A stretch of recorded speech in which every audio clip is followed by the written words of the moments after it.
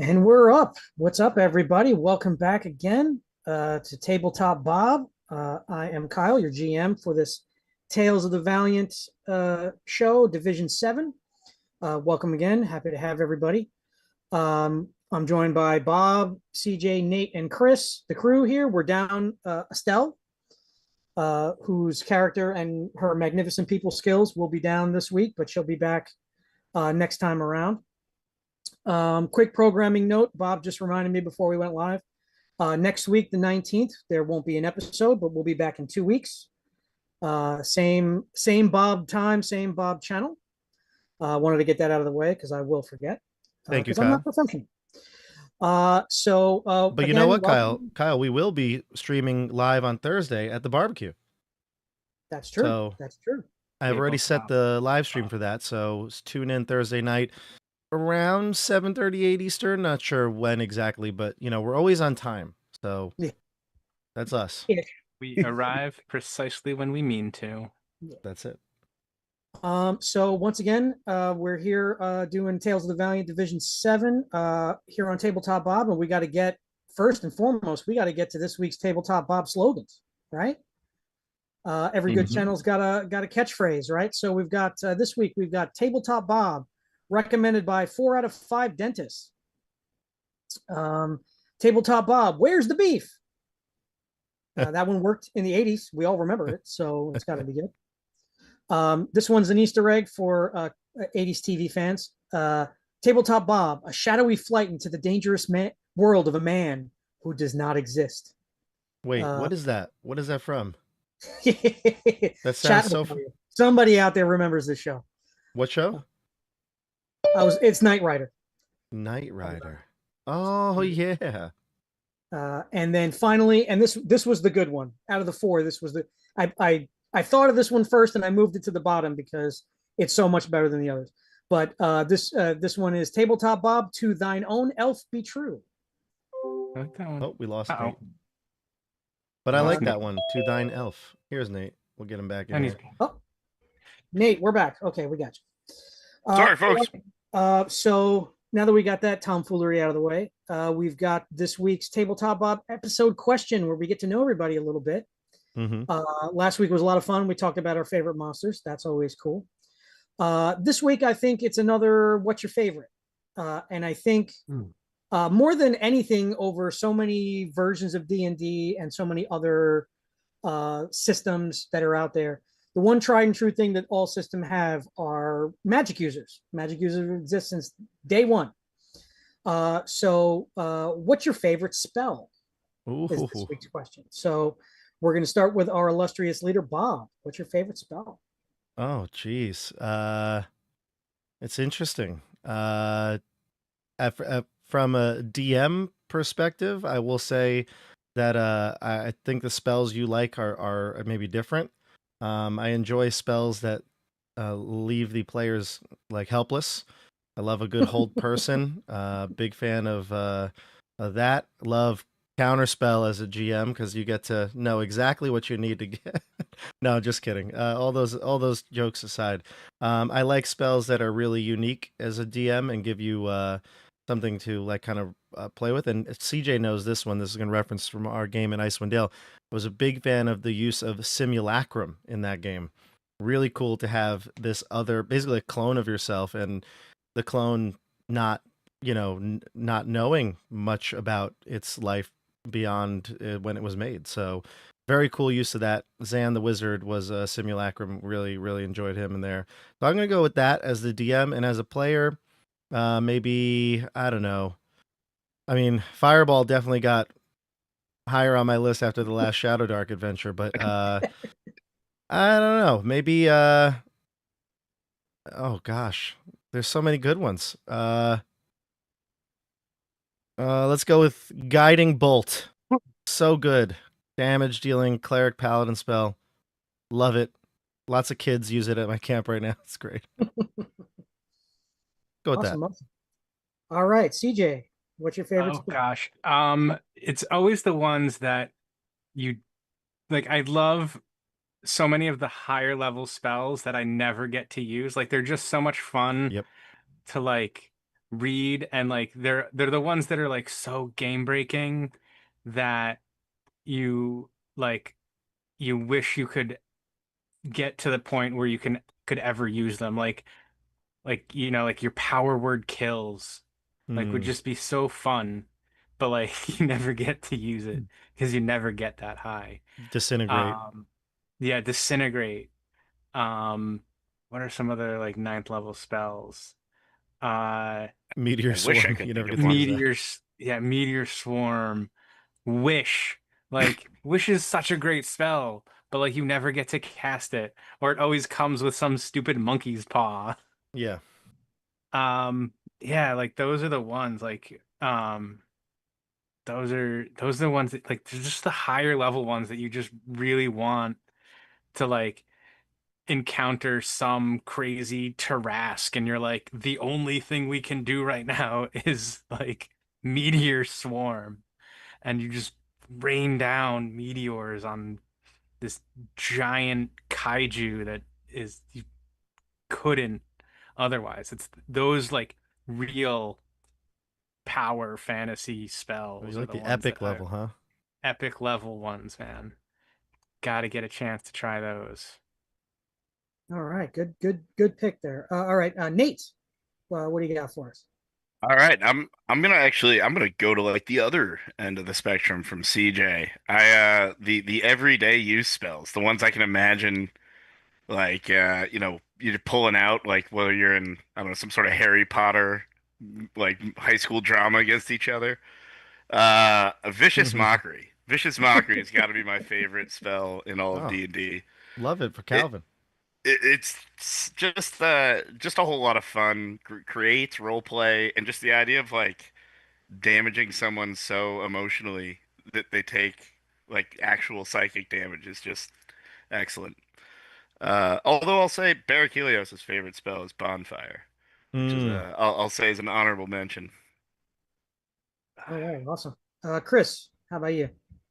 We can't have Nate invoking the name of Helios without bringing up Hieronymus. And my only wizard I've ever played, and the Firebolt kind of changed the game for the wizard. Being able to throw that spell as a cantrip, reliable damage, really kind of upped his already high damage dealing numbers. And you can't discount sleep either, because when used well, that spell, even up into higher levels, like third level or so, it's still pretty potent when used like at the combat ender. You wait till the thing's really low in health, then you drop it. Calvin knows a So thing or two about sleep. Yeah. Oh yeah, oh yeah, and vicious mockery. You liquefied a goblin. Yeah, Uh, you insulted him so bad he turned him into goop. I did. So Bob knows all about Calvin that. went to the Hieronymus Oh School yeah. for magic nice. and Fire level up. tomfoolery. So as far as mine goes, I'm Nate and I are on the same page. I like the underutilized stuff, the stuff that seems so simple, but can bring out with creative use. You can just squeeze a whole bunch of great opportunities with it. Although this does get overused a bit, when you're sitting on the DM side of the screen, I'm a big fan of Mage Hand. I just think that there's so many like little fun opportunities for its use. None of them are in combat, really. I mean, I'm sure you could find something to do with that in combat, but it's usually used when you're just kind of out there trying to solve a problem, or interacting, having a conversation with somebody that you're trying to rob, and sort of over their shoulder, your mage hand is like stealing something out of their jacket that's hanging on the coat rack, classic stuff like that. Can I add one? Yeah. I want to add one. You just like Mage Hand, you said, where it's like an underutilized, or like maybe it's like people don't think of it because it's such a minor spell, but one that you almost never see somebody cast, and it's worked well in this campaign. Curse of Strahd, Keep on the Borderlands, Find Familiar. Yeah. Like, yeah. It's awesome. We had Cockroach, Chris's Familiar and Keep. We had Muffin from Keep on the Borderlands. Every major campaign has had like a awesome familiar, and those familiars become like almost like another party member. I mean, it's like they have their own personalities. I mean, we've already seen Beetlejuice do some cool stuff. So like, I feel like in a long game where you have the same familiar, that ends up changing the game a lot. I really like Find Familiar. Yeah, Find Familiar is great. Another one that's just limitless potential. Yeah. And especially at lower levels where you don't have as much resources, you don't have as much going, you don't have a lot of spell slots, you don't have a lot of hit points, where the danger is never higher than at these lower levels. Those things that you can pull all this utility out of, and really kind of use every part of the buffalo. Minor Illusion, another underutilized one. So great answers, guys. As usual, we're experienced gamers, so it's always good to kind of just remind ourselves of some of the things that we like the most. All right, so let's get into it. Last session, you guys helped sort of finish up in the town of Hulgig after solving the weird fungus monster problem. You found out that the town's water supply had been tainted by Merriwick and a couple of the locals. Basically, he had convinced a couple of the locals to poison the water supply. So you set up the filtration machine that Kaylana and Wingnut had built for the mushroom folk to make sure something like this doesn't happen again. You help the townspeople sort of settle in, bury their dead, take care of the last of the infected, basically make the town safe, and continued your search for Merriwick, who had fled while you guys were in the tunnels beneath. Kaylana had suggested a nearby town of Moonbright, as it was fairly large, good hiding place, and you guys could sort of, under the guise of delivering a wedding present for one of the families, could go and search around as best as possible. You got to Moonbright, found everybody to be really pleasant. It's a really nice riverside trade hub of a town, kind of on the upswing. A lot more tourism, a lot of new money coming in, a lot of new business owners sort of revitalizing the town. You, through happenstance, Yip found Merriwick. I guess that counts as finding him. After the guards mistook him for a kobold that was terrorizing the village, or the town rather, sort of scooped him up and threw him in the jail cell. And we discovered that Merriwick has already been arrested for minor thievery. So after clearing up the confusion with the guards, which was simply Elo punching them in the face a few times, and meeting with the mayor of the town, you guys learned that there's these kobolds that are kind of messing with the town. Not really sure what the deal is with them, and that Merriwick has got some weird obsession with Calvin. But he did reveal that he was paid by some strange individuals. One had a third eye. Yeah, it's creeping me out. And there's some strange connection with Merriwick and Calvin that you're not quite sure of exactly. You can go into that too many details on that. And you were going to set out to one of the nearby farms of Asher and Verena Northcord. They're the parents of the young lady who is getting married. And the daughter's name, oh god, there's so many NPCs. Hold on. I had a few names here. Favine. Fabienne. Is it Fabine or Fabienne? Fabienne. Favienne. Oh, okay. I had a B, but yeah. Fabienne and Asher and the daughter of Asher and Vienna Northcord. Yeah. The groom to be, I searched this module up and down, and I could not find his name. So I guess he's not important. So we'll make it up when you meet him. But you were sort of on your way to speak to them, deliver the gift, and then sort out, sort of what your next move was going to be. The mayor did offer some gold to you guys to resolve this kobold problem.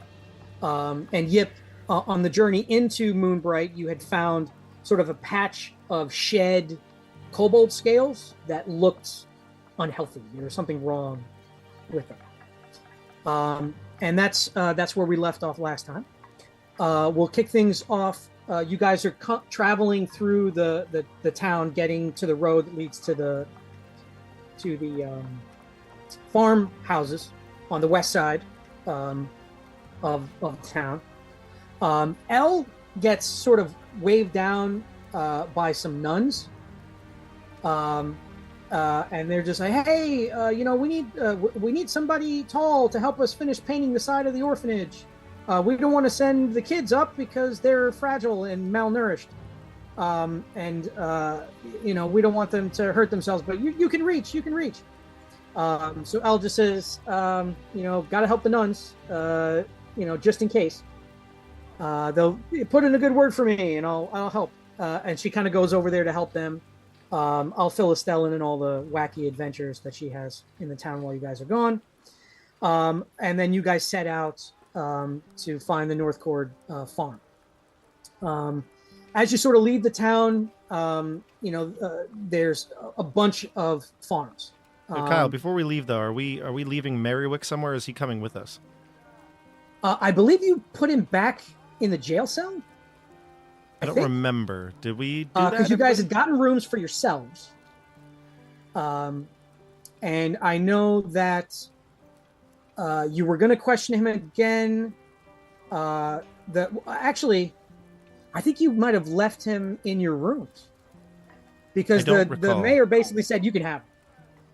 What do you guys think we should do then? Is there a reason to keep him? I would say you guys would have your choice. You can put him back in the jail cell. He'll probably run if you just leave him unattended. You think we should put him in jail, Chris? Yeah, leave him right there. We'll get him later. Yeah, probably. And I also probably want to think about exactly how to question him, because we have his notes and the void speech and everything like that. And I want to think of a game plan for how to ask him questions, because if we just say, "Hey, what the heck are these papers?" he's probably just not going to tell us or lie or whatever. But if we can get him to maybe coax some information out of him, that would be maybe better. But we got to think about that. We'll think about it on the way to the farm. But I guess we're going to leave him in the jail. You and CJ and Nate, you're okay with that? Yeah. Sure. We can leave him there. All right. Let him rot. A shape-shifting little prick. We don't know that he's a shapeshifter just quite yet. We saw him. We saw the scales. Yes, it's not sufficient evidence yet. But perhaps when we get back, we can question him more.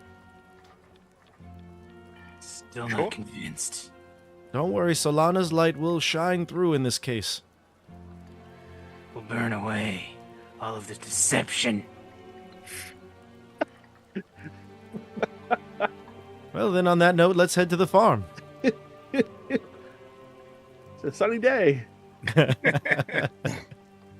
Okay, so you guys can head out of the town. You do pass by a couple of landmarks. You've already been to the tavern. Let's see. You've been to the Dragon's Thirst Tavern. You've seen that. There is you pass by a large temple, stained glass windows distinguish Moonbright's temple from the neighboring homes. You see folks wearing different sort of iconography of different deities, kind of mulling about, people coming in and out. You guys already know, you were already told, it's sort of a non-denominational place of worship where folks can perform prayers or rituals or things like that for whatever religion they happen to follow. And then you guys head out of over to through some of the farmland. Very rich soil, very large farms, lots of acreage. And then, and sort of asking as you sort of travel through, hey, we're looking for the North Cords. Oh, they're down over there. Blah, blah, blah.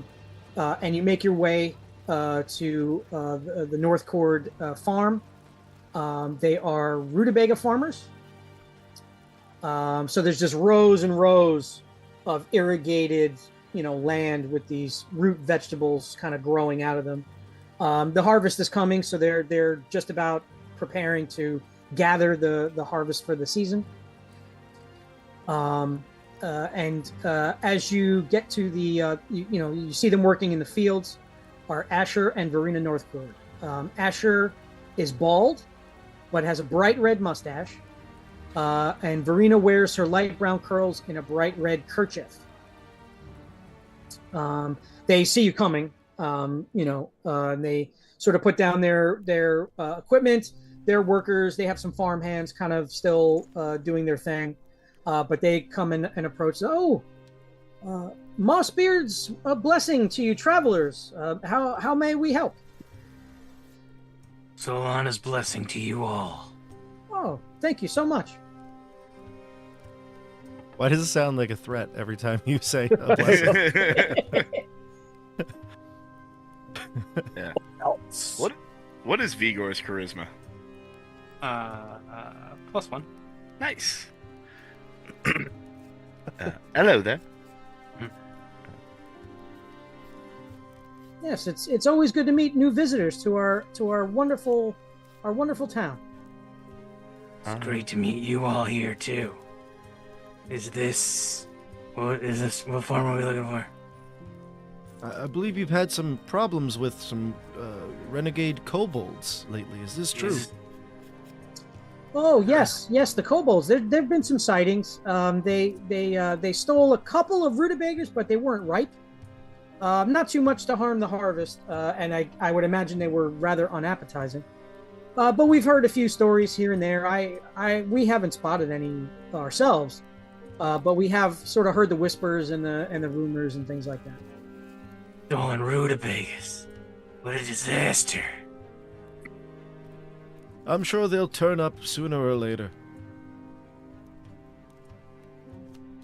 Yes, I have heard a few merchants say they may put some of their travels to Moonbright on hold until that sort of thing is resolved, which would be unfortunate. We love our visitors, and the merchant travel is very important to the town's economy.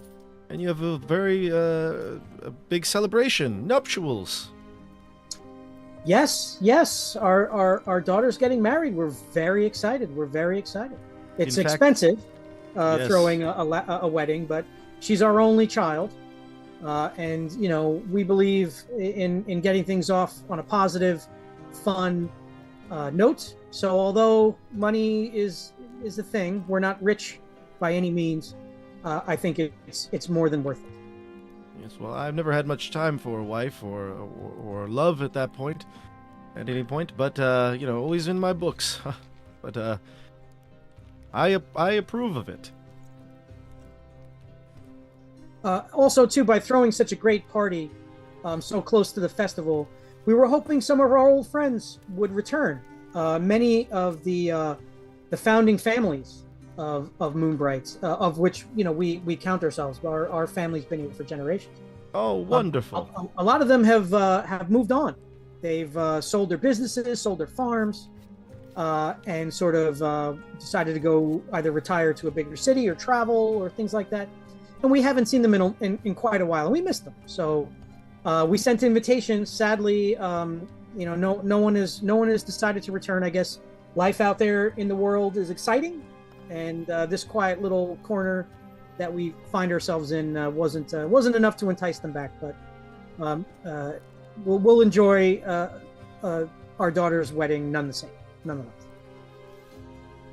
Well, that may be better. A smaller wedding, it's cheaper too. And Calvin holds up his fingers.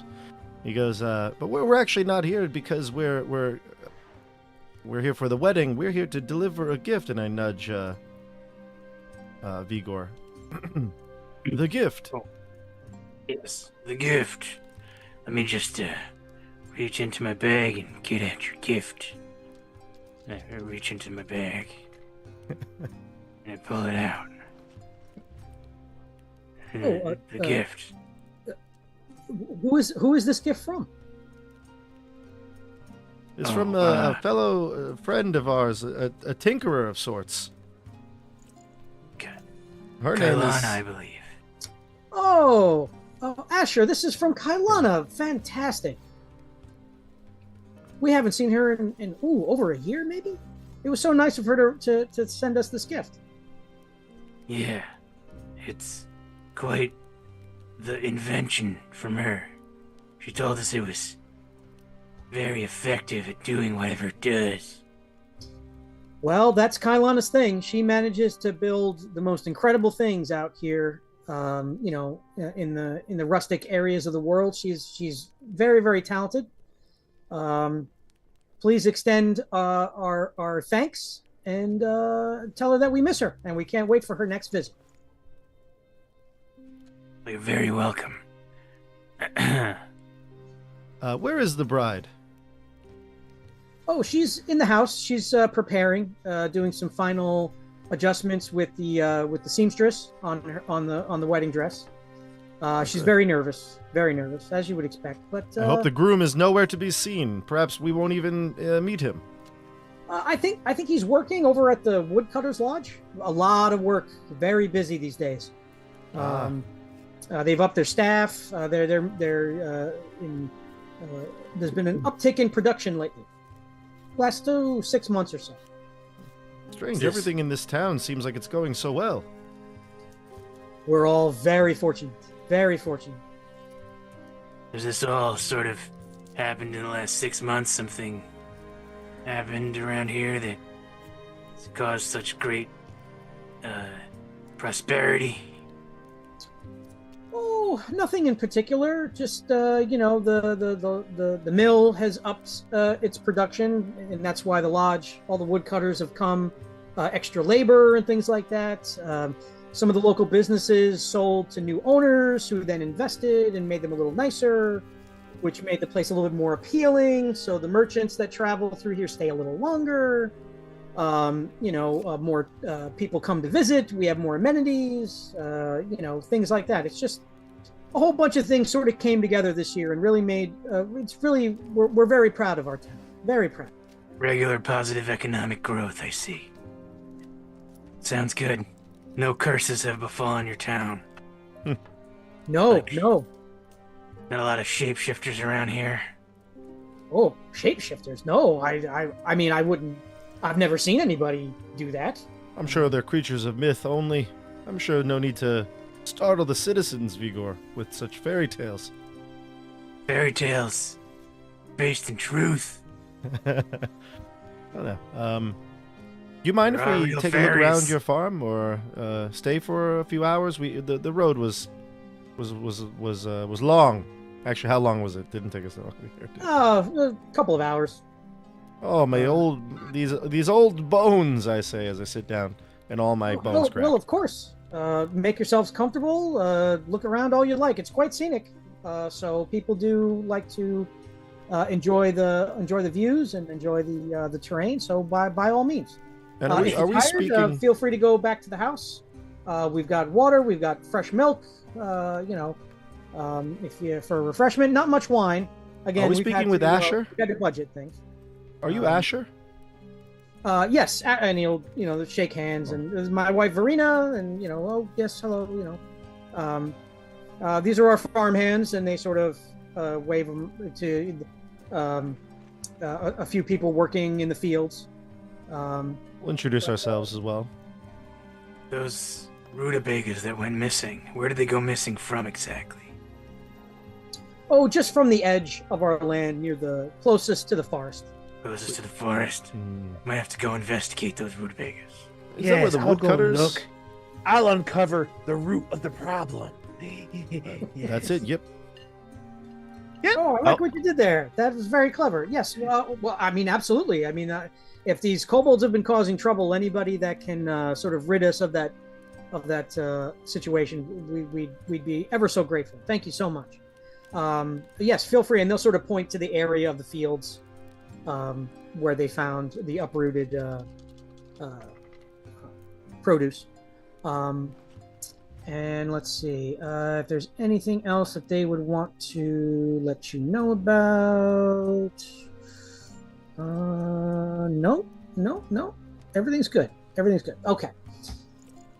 So you guys can go to sort of the edge of their land, and you can see like it's very neat and very like precision. Like these are seasoned farmers. This is a well-run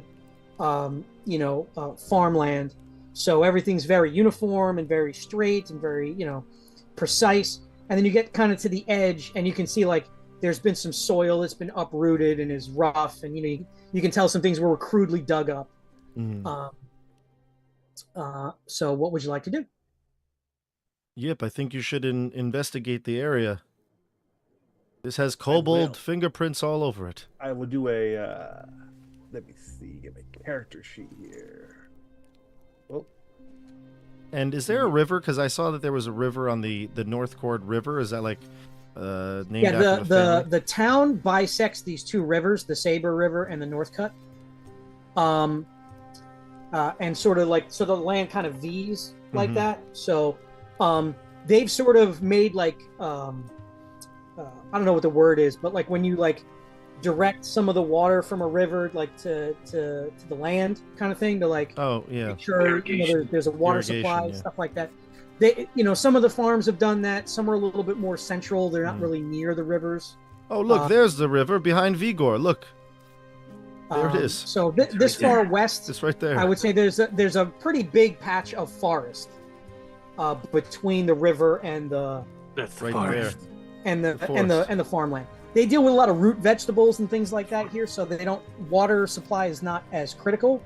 The rain and everything usually does enough, and they can bring water and stuff like that. So there's a pretty thick, dense area of forest in between the river and the farm land.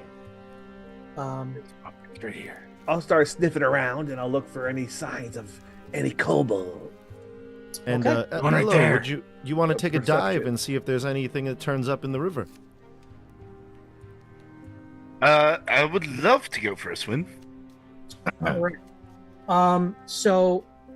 Yip, while you're sort of looking at the area that was dug up, you kind of sift around in the soil a little bit, and you find another patch of those shed scales. This is very unusual. In the dirt. I don't like this at all. It scares me. And just like the one you found in the brush in your boat ride into town, it's a shade of green that kobold scale should not be.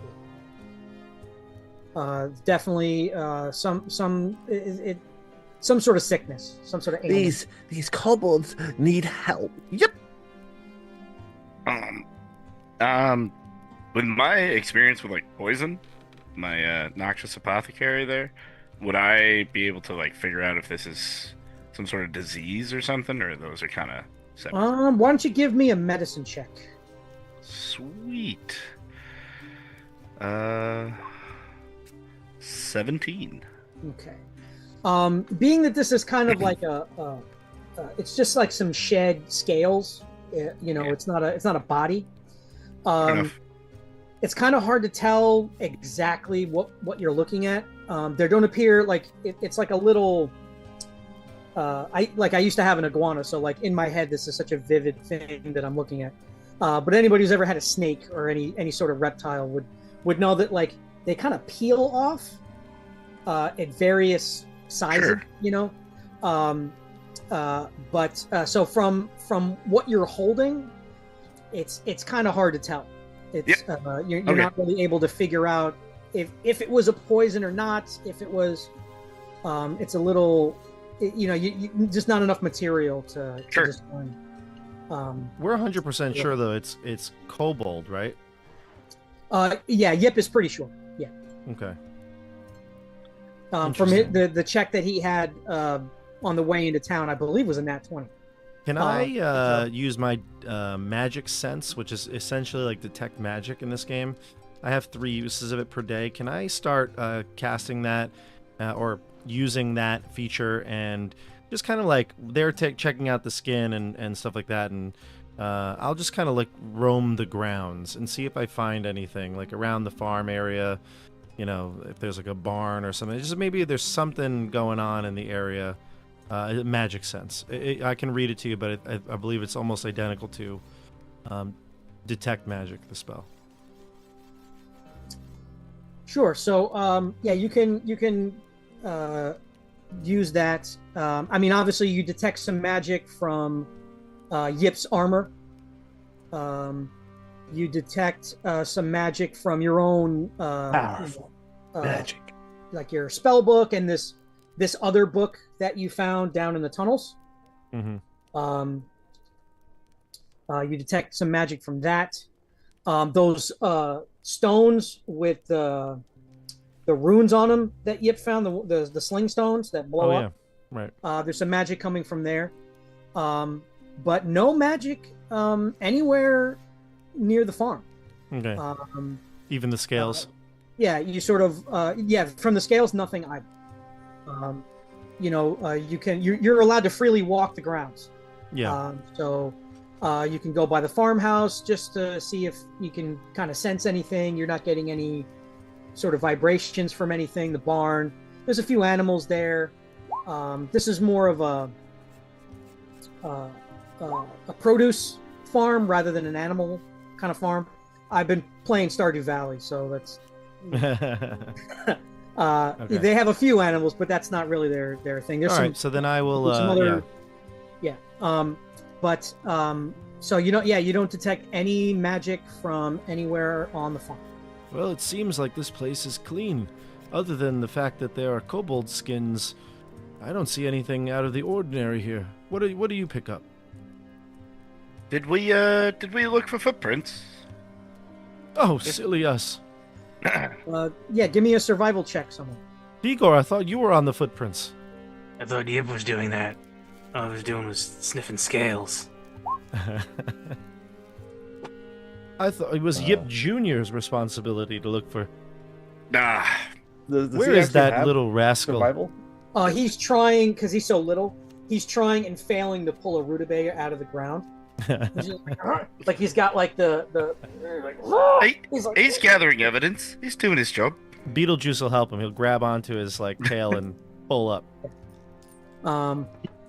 Okay, so I would say working in tandem, Yip and Elo are able to find some tracks. Nice. From the area that was kind of disturbed, the soil that was disturbed, in the direction of the woods of the forest. All right, good a lead as any. Okay, so we're gonna do this time. We're gonna do a group check. Oh. So I'll take survival. I'll take nature. Perception. Perception. Yes. Or maybe even, because this is the wilderness, maybe animal handling. Sure. If it helps, I could have anyone trying to make a perception check or something in terms of sight or navigation of sorts. I can have Beetlejuice fly in the trees and kind of uses echolocation. I can maybe count that as an aid to another player if that's doable. Sure. Calvin himself will take a nature check. I'll go with animal handling. Okay. I'll do perception, and I'll take the aid. Well, look at that. I'll do survival. Pretty good rolls Oh. here. Oh, we need the aid. How do you aid that? Let's roll it again. Oh, phew. Okay, come on. No. If it's advantaged, then Oh my! Oh no! Oh. If anybody deserved a luck point, it was you. So Two nat ones. you're Yip, you're a little bit distracted by the scales, because this is now the second time you've spotted these. Very worried about them. But the other folks in the group, like Calvin with your nature check, and Vigor with your survival check, sort of in tandem, you're able to figure out where there are some traces of like disturbed underbrush or areas where the dirt has been disturbed by something to kind of help you figure out where they may have traveled. Not necessarily tracks, but just like signs of movement. Ella, with a 23 of animal handling, you can tell that this type of forest, near farmland where there's ample food, and also near the river, there should be a lot more wildlife. Birds, small predators. You wouldn't even be surprised if a bear lived here because there's the fish in the river. Perfect location. Zero signs of like animal, no traces. Yeah. There's no scat, there's no bird's nest, there's no sounds, there's no trace of wildlife anywhere in this area, which is kind of odd. You find that very unusual. Yeah. I put my hand on Calvin's shoulder to like get his attention. I'm sorry. You startled me. Do you hear that? I'm sorry. I was deep in thought. What did you say? Listen close, my friend. Do you hear that? My hearing's bad. It's gone for the last 20 years. Been declining. Well, lucky for you, there's nothing to hear. No birds, no nothing. There's something going on in this forest, and I don't like it. Oh, I see. And he'll like really stop and listen and take a look. And Beetlejuice, see if you can find any wildlife. Go search. Okay, so Beetlejuice will start searching in the sky. He's good at finding rodents, I say to Ella. Something that he notices right away, delicious, from the sky, is that there's like a blank, like almost like a bald spot in the woods. A bald spot. Calvin takes off his hat and rubs his hair. That's thinning. But before he travels in that direction to go investigate the gap in all the in the forest, Yip, it's very actually it's actually apropos that you flunked that check because you're sort of distracted and you're thinking about and looking at these scales and you have the patch from when you saw them earlier, and you sort of stumble into like a little burrow near a tree that you didn't see, and you kind of it's like a not a big hole, but you kind of slide down and you don't lose your footing or anything, you just kind of didn't notice it. And you see laying on the ground is a dead kobold, curled up in a really, really tight ball, like the fetal position, but like clearly dead. And their scales are a very, very, very sickly green. I'm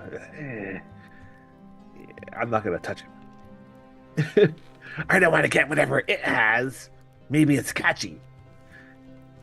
I'll let everybody. Hey, I found something here. I found a clue. So, as you shout that to your teammates, the body kind of starts to roll over. Uh-oh. Not because it's a zombie. Oh. Which you're worried about it for a second, like you go to getting ready to draw your weapon. But a little head pops out of a very, very, very young kobold. And she pops her little head out from underneath. I'm gonna grow my family. She says, Uncle Shav, is that you? And she kind of looks around and then she sees you and she gets kind of startled. And she looks like super afraid. Come here, youngling. It's Uncle Yip. Oh, I don't know you. Are you from the Wandering Tribe? Yes. Okay. Get away from there! Come, hurry! I love Kyle's reaction. Okay. Hang on, I'm just looking for some stats here to find out if she's gonna. Your uncle asked me to come and help you. Oh, he must be worried. Mother, we went looking for the special tree. He told us not to, but she was getting sicker and she was worried, and so we went out to go look for the tree and we didn't find it and she's like, she won't look, and she's like, and she didn't make it, and she kind of looks down. Yip, what have you found? And we come up to him finally. Watch out! I found a youngling. Yip, come out. Yes. Yeah. So you guys can kind of converge on Yip, and you do see a very, very young. You see the dead kobold, and you see a very young kobold talking to Yip. Mm. Oh, who are they? Are they going to hurt us? No, I won't let anybody hurt you. No. Everybody wants to hurt us. They're afraid of us. Yeah, well, that's why I'm here, to stop all that. Yep. Come on. Come with me. I'll help you. Yes, Uncle Shav will know what to do. We'll find them together. Takes your hand and you can lead her up out of the hole. I'll search the dead kobold first, though. What's that? I'll search the dead kobold first. Oh, you're gonna touch it. You know about germ theory, and I'm gonna touch it. I'm gonna root through it without touching it. Okay. Be careful. We don't want to get any disease from whatever is spreading through these kobolds. Anybody who has proficiency in medicine, go ahead and make a check. Whoa. I am not proficient. Does anybody? No? Okay. I think L did. Yeah. L was the field medic. I won't. L was, yeah. He was our she's field helping medic. Nund. What are you gonna do? The let's see, is he carrying some kind of crude clothing, but not carrying anything else. And who was this to you? This is your mother, or? Yes, that was my mom. I'm so sorry. She didn't make it like so many others of the wandering tribe. She got sick, and she died before we could find the special tree. Now you're not in trouble, little one. But was it your wandering tribe that took rutabagas from the farms and have been stealing from the city of Moonbright? Oh, well, we don't steal from the village. We don't want to anger them. I think that was my Uncle Cliff. My other Uncle Cliff. I have two uncles. Yeah. Uncle Shav, he's in charge. He's the leader of our wandering tribe. My Uncle Cliff, he's a little rougher. He's angry. He's very angry that we've lost so many people. It was probably him. You said something about a tree. Where is this tree? Well, we don't know, but Uncle Shav said that we need the sap from the tree to save the villagers. Or not the village, our tribesmen. Do I know anything that I've read about a magical tree and sap? I would say you can give me a history check, and Ello, give me a nature check because of your poison knowledge. I got an 8. I have a 0. Oof. Well, you both get luck points. That's the good news. We know nothing.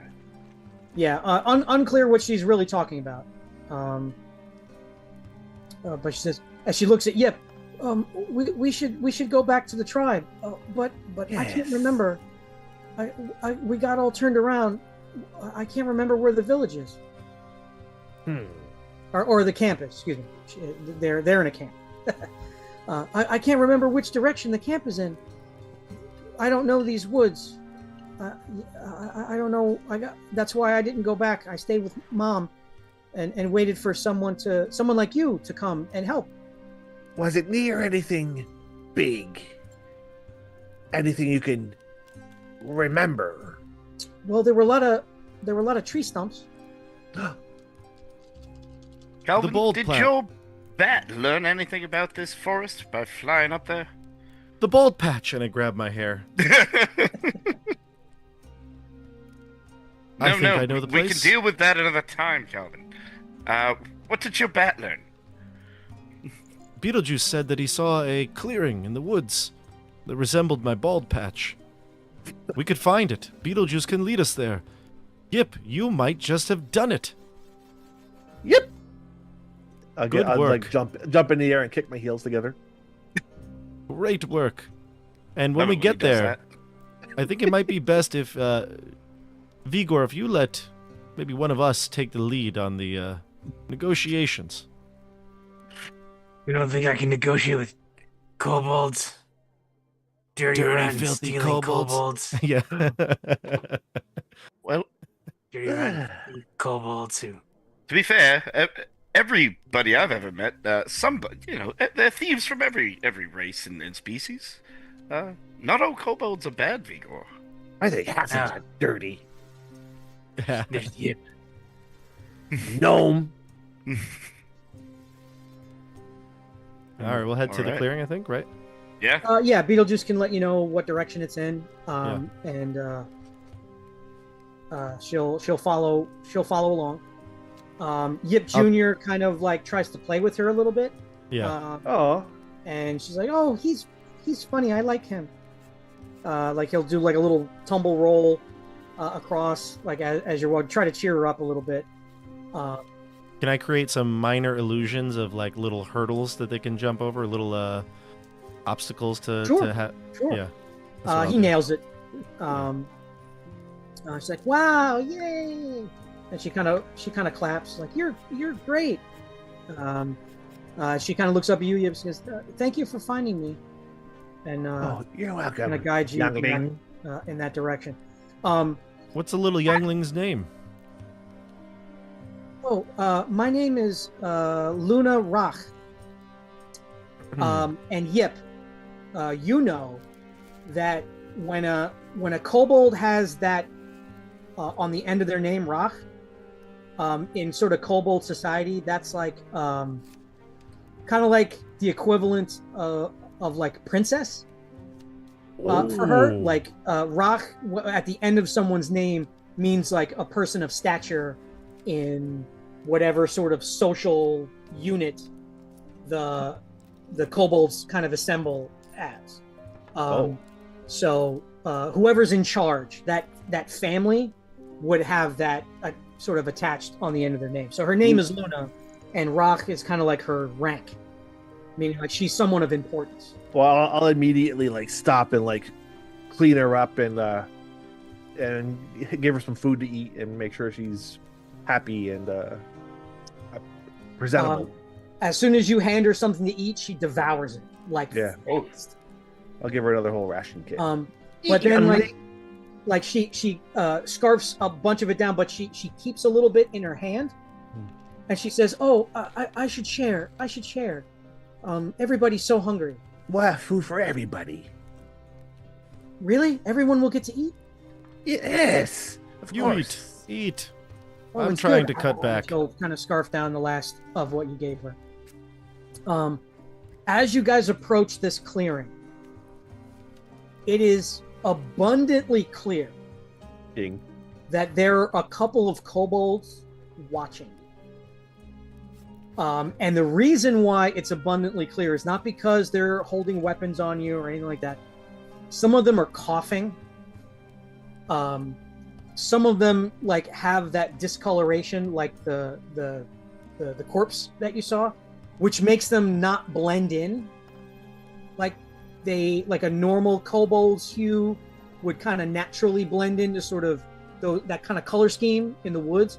So these blotches of these discolored scales like make them stand out. So they're not aggressive. They're just kind of watching. And they're probably sentries of some kind, like one's up in a tree and things like that. But they're trying to be inconspicuous. They're just not doing a very good job. And as you sort of approach the clearing, you see a fairly decent size sort of area where all the trees have been cut down. And you see about 300 kobolds sort of mulling about. Most of them look sick. A lot of them look really emaciated. And I'd say about 80 to 90% of them have these discolored scales. The little girl that you're with does not have any. Can I ask Luna, really quick, what does your kind call this disease? Well, Uncle, let me, and I want to pronounce it correctly. So. Uncle Shav? Uncle Shav said it's called scale molder. Scale molder. Oh, well, thank you for that knowledge, Luna. Yep. You have heard that before. Is it bad? Yes. This is like grayscale. You've never seen it yourself, but every kobold has heard of scale molder. It's while other species can carry that disease, it only manifests in kobolds, and it's basically a death sentence. It's kind of like cancer, but for kobolds, and it's the one of the first signs is this discoloration of the scales. You've never seen it yourself, which is why seeing those patches didn't really connect. But hearing every kobold gets warned.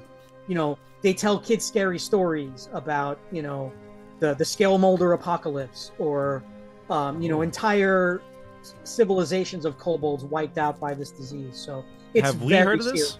Have non-kobolds heard of this? Probably outside of kobold culture, because it doesn't affect other species. Right. Because we don't have scales. Well, maybe speak for yourself. Dragonborn might have heard of it before, because they're sort of have like a common hereditary sort of, maybe lizard folk may have heard of it, but anybody outside of that, unless you've lived with kobolds, you wouldn't really know. Does it affect fish scales, Luna? Oh, I don't know. Right. Why would... That's a random question, of course. Thank you, though. Fascinating. Fascinating. Tell us, who's in charge here? Oh, that's my uncle. That's my Uncle Shav. So she one of the kobolds, as you're coming out of the clearing, like everybody sees you. You sort of emerge into the clearing, and everybody, like all the kobolds, are like, oh no. Some try to, some scatter. Some try to scatter, and they're too weak. One kobold does actually pick up a spear and sort of nervously hold it up. They draw weapons. They're gonna attack us. But Luna will say, no, these are my friends. These are my friends, and Yip is one of us. We have to speak to Uncle Shav. Yip found these nice people that are going to help us. Yip, you can kind of tell that she totally believes you're a part of this tribe. She totally took you at your word. Okay. And she's like, yes. We couldn't find the tree, but maybe these folks can. Yip has found brave people to help us. We're here to see Uncle Shav, and everybody's like, and I believe Calvin also speaks Draconic. Mm-hmm. So you can hear like the other kobolds are just sort of doting over this little girl. They all know her. We were worried, sick. We heard your mother had gone off in the woods and she was sick, and they asked like, where is she, and things like that. And she's like, please, we must find Uncle Shav. And all this commotion, very quickly, you see like a group of a couple, about 5 or 6 kobolds that actually look healthy, or healthy-ish. Probably a little malnourished, but they don't have any patches of this disease on them.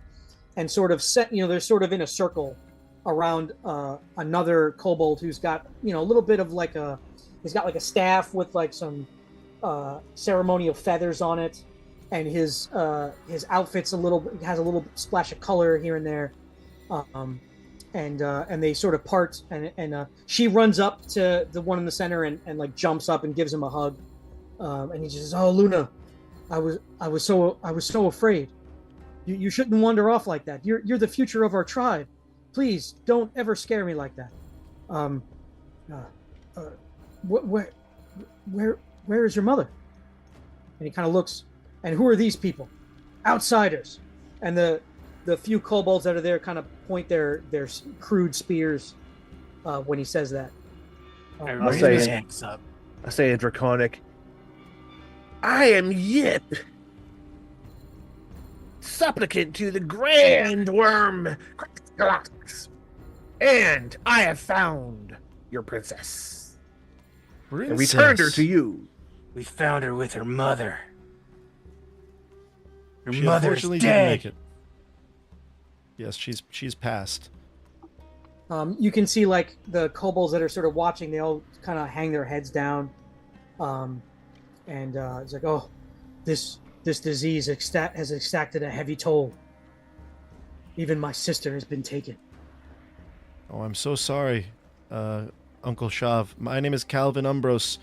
This is Elo, Yip, and this eager one, Eager Vigor, we call him. Eager Vigor. He's a little on edge today, but our resident healer or field medic, woefully sad that she is not here for this, but we will do what we can to help your people, and we found your, I didn't realize, princess. Truly the future then. What is it that you need of us? Solana's blessing to you all. I have heard that god's name before. In our travels, we are a tribe with no home. This horrid affliction has taken many. In our travels, we've taken sick kobolds with this disease, saved them from infecting the rest of their tribes, and traveled the land looking for a cure. Nice. Are we at risk right here? Like, should my friend Yip, like, keep his distance? True. Yes. For folks of your ilk, you're relatively safe. You cannot contract this disease unless you get it's transferred via blood. Oh, thank God. Calvin's a non-kobold. double cheek kisser. He's the one side, then the other. He does look to Yip and says, "You are brave to be among us. Please take care and minimize contact. Some of us do have some resistance, but even those of us that don't show symptoms, many have eventually succumbed." 6 feet, 6 feet, and Calvin just starts pushing you away. Be careful. Yeah, I'll pull up a mask over my face, put my gloves on, so I'm covered and protected. Little sanitizer. Too bad all the We all funding know the drill. We all know the drill. Too bad all the funding for mRNA vaccines has been canceled. I would have had This be KRNA because they're kobolds, but anyway. So he says we wandered around, the lands, searching for a cure, looking for healers, wise men, anyone that would give us guidance or who would. We were chased out of many places out of fear. We settled here in the woods in this clearing. We thought it was a safe place. Although we seem to have agitated the people of the town. I know not why. Although my brother Cliff did steal a few pieces of food from one of their farms. You are thieves. We've intentionally kept our distance and left them alone. A few weeks ago, we met an oracle, a seer, a hobgoblin, who told us that there is a tree that grows in these woods, and the sap from that tree is the key to curing this plague.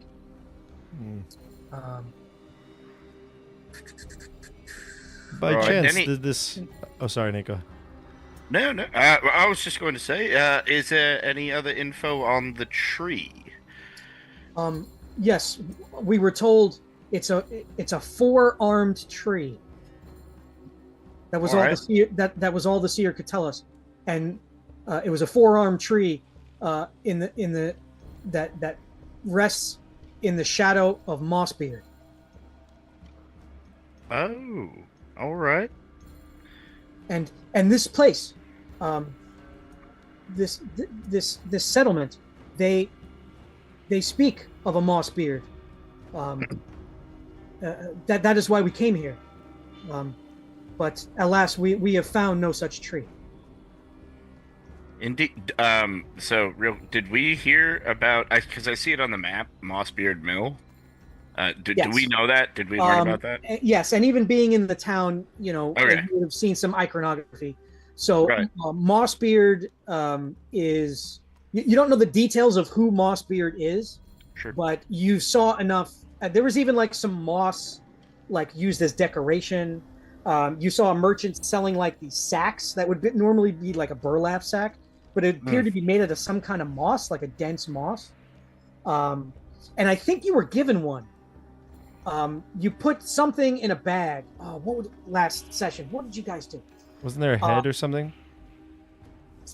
You were given something, and then you were given a little like sort of pouch to keep it in, to keep Yeah. it fresh.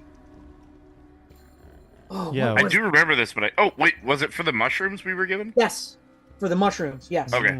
And it was made out of this. It was like a little, like a Ziploc bag size, but made out of this weird pliable moss. And so you've seen sort of, you've heard the name and seen some iconography of a tree spirit in Moonbright. You don't have a lot of details about it, but hearing that from the kobolds, you're like, okay, yeah, that must be, By chance, did this shaman want anything in return for helping you? We gave her the last of our gold. It wasn't much to begin with, but we're desperate. We've been losing people rapidly. And, How long ago did you meet with the shaman? about 2 weeks ago. That was the amount of time it took for us to get to the area. And We it was got here a few days ago. An orc, you said? I was a hobgoblin. Or a hobgoblin? We must be wary of this hobgoblin. Magic like that should not be let loose without any rules and regulation, like at the university I come from. Let me tell you all about the university. Oh, the libraries they had. I just cleared my throat loudly. I didn't actually have anything to say. I was just hoping to cut off Calvin before he runs into one of these again. Oh, I love your stories, Calvin. They are fantastic. All right. So, we need to find this tree then. That's what I'm picking up here. Let us How far- discuss really How far from briefly. the farm are we right now? I think we're like a day, I'd half a day's say travel. About 30 to 45 minutes. Oh, we're not that far. Okay. We have to feed these people. I want to go back and buy the food from them and feed my friends here. Yep, I think that's a great idea. Let's do that.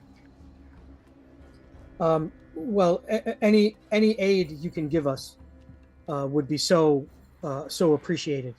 Yeah. So I want to. So can we do that? Take an hour to run back to town and explain to them what we found, and I'm gonna offer to buy like 2 cows and as many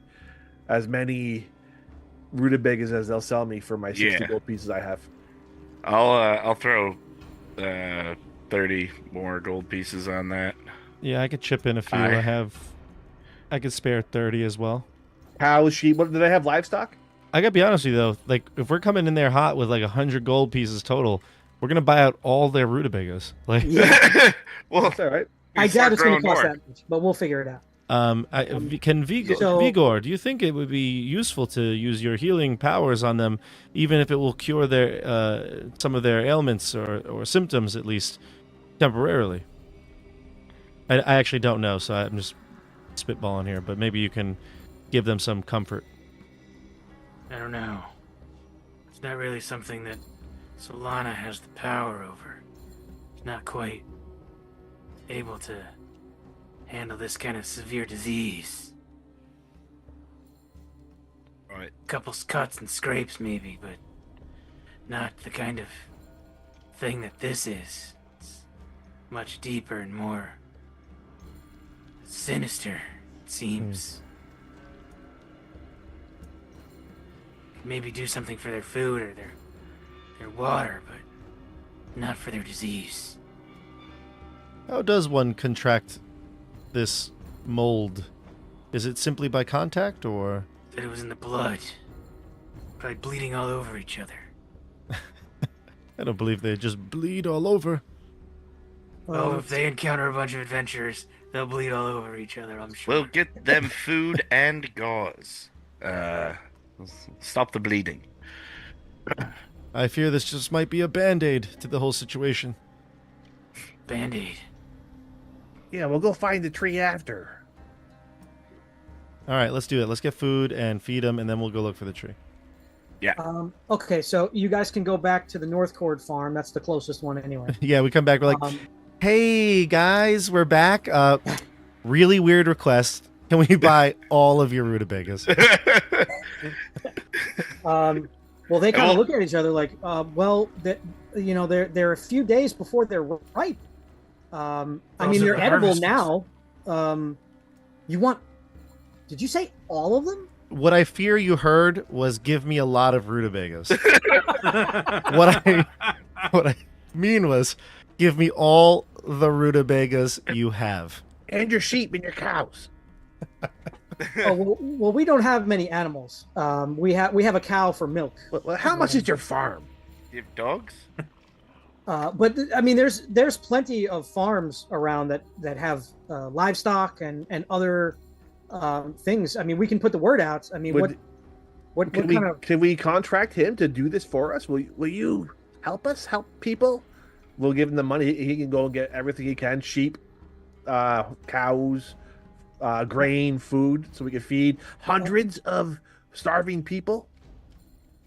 Oh well, if we can sell our wares and help people at the same time, I'm sure all the local farmers will want to help. Even if those people are kobolds, not that they are, but maybe. Well, some of the farms may not be too receptive. There's been some rumors of some chicanery on their part, but I'm sure. Tell any farmer who's hesitant that we will pay them for the goods that were taken.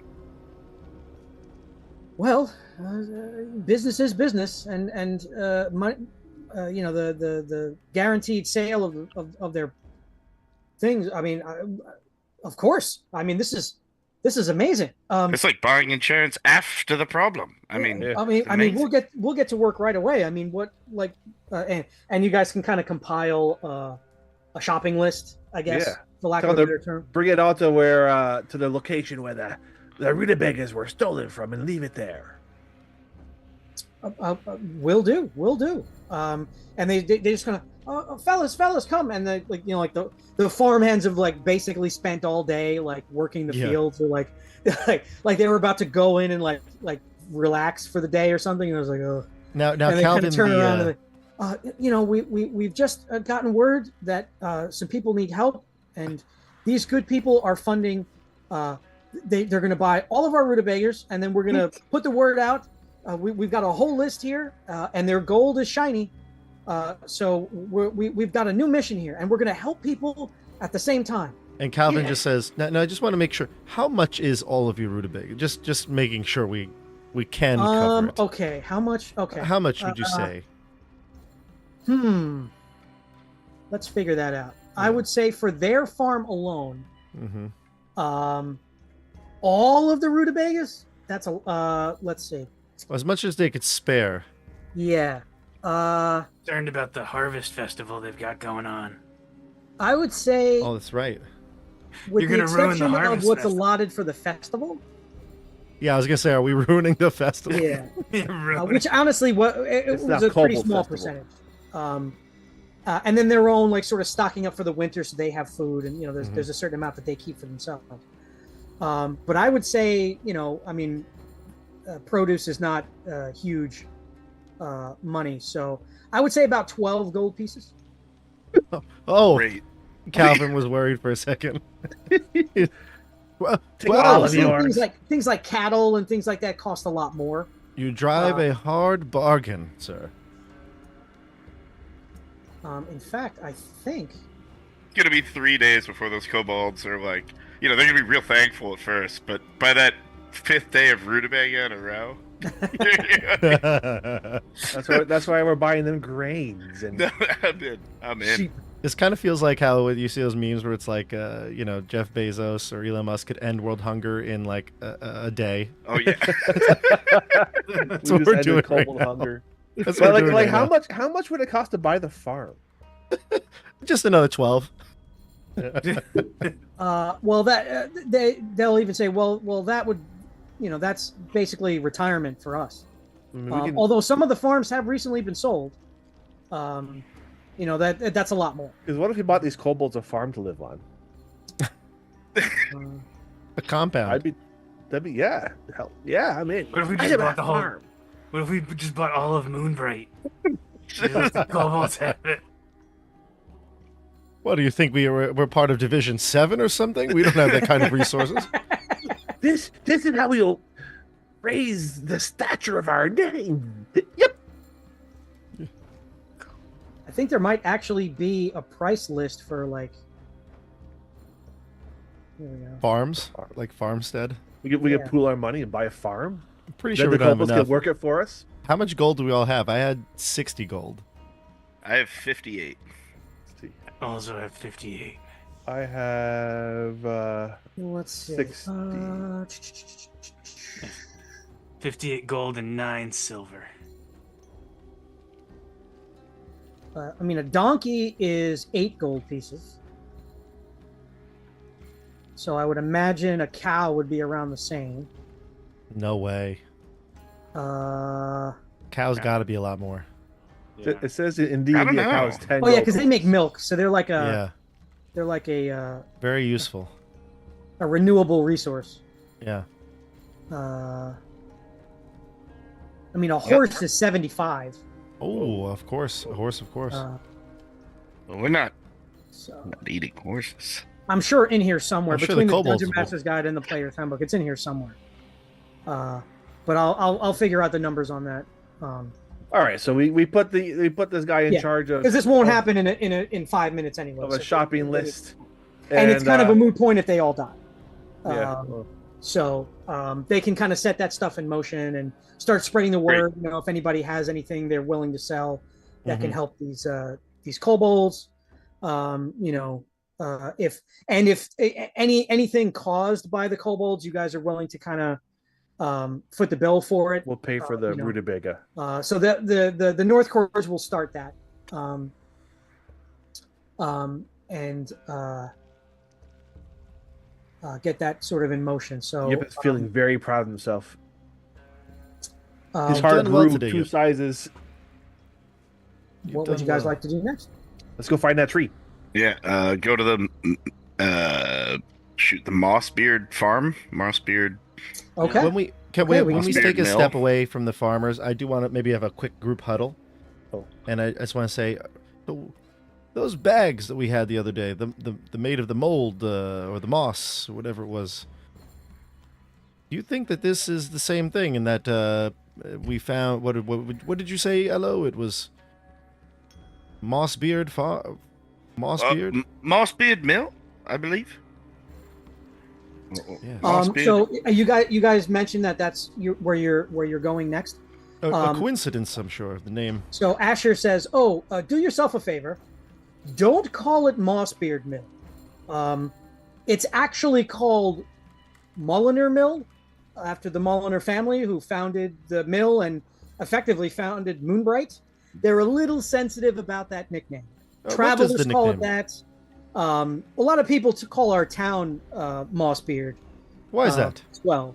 Well, he's our he's the reason why we're all here. He's the reason why the Moliners settled here. He's a benevolent tree spirit that has allowed this area to thrive with good energy and healthy soil. And the moss that grows in this forest is unique. It's from him.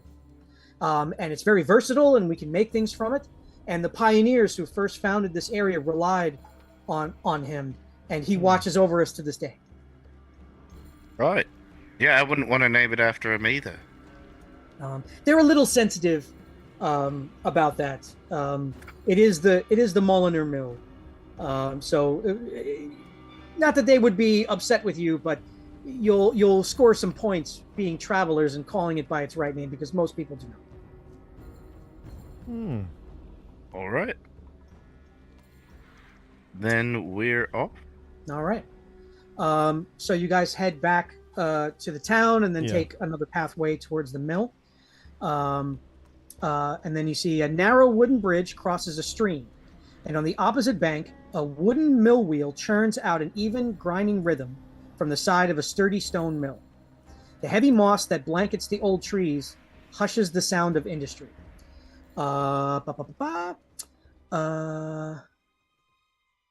You see a short, balding human man in a green shirt and brown pants, sitting sort of on the front porch. And you do see some iconography. You do see a little sign, Molinar Mill, kind of sort of waves in the breeze a little and creaks a little. He says, "Oh, travelers, welcome to Molyneux Mill. Are you on a tour, or are you here for a purchase of our fine furniture and or lumber?" I don't believe we're in the market for wood, but it is a pleasure to meet you. I'm Calvin. Emar Molyneux. My brother and I are proprietors here at Molyneux Mill. Eli. And your brother's name? Oh, his name is Emar, and the brother is Lodar. That's always nice to meet travelers, but if you're not in the market for lumber or furniture, I'm afraid the tour sort of ends here. This is a humble mill. You're free to check out the loggers' camp. Much more excitement there. I hear lots of revelry, card games, things like that among our workers. Very exciting. We're expanding. Welcome to Moonbright. How long have you been here? How long do you intend to stay? Will you be staying for the wedding? We might be staying for the wedding. You staying for the wedding? Of course, everyone in town is going to the North Court wedding. We're all very excited. I don't believe we've received an invitation, but we are friends. I'm sure we could find room. Friends of a friend. We're gift bearers. Oh. What a lovely town you have here. Your family's been here since the founding of Moonbright? Yes. And this establishment has been yours since the beginning? Oh yes. Be it ever so humble.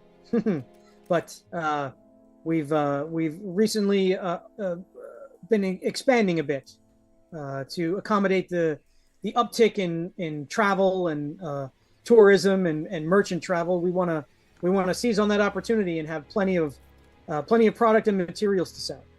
I want to be like gauging his reaction to like Yip being around, and maybe even Yip Jr. I just want to I don't know if it's an insight check. Give me insight. Yeah, okay.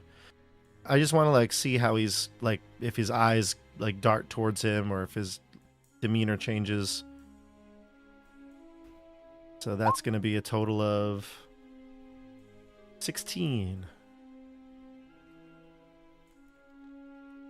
Okay. I'm going to roll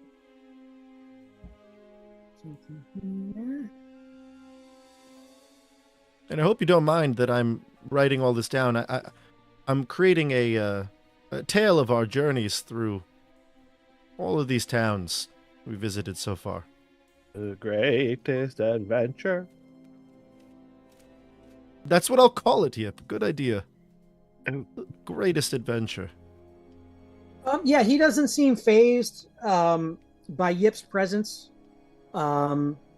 He seems about as warm and inviting as everybody else.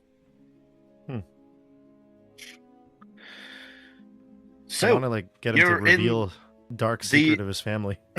Yeah, you're in the lumber business. You must know lumber and furniture. Excellent. You must know all about the trees around here. Of course. Fantastic. Now, I look at Calvin and Yip and Vigor. I just wanted to ask you about the Mossbeard tree. Is that a tree you're familiar with? Oh well, Mossbeard is watches over all of us.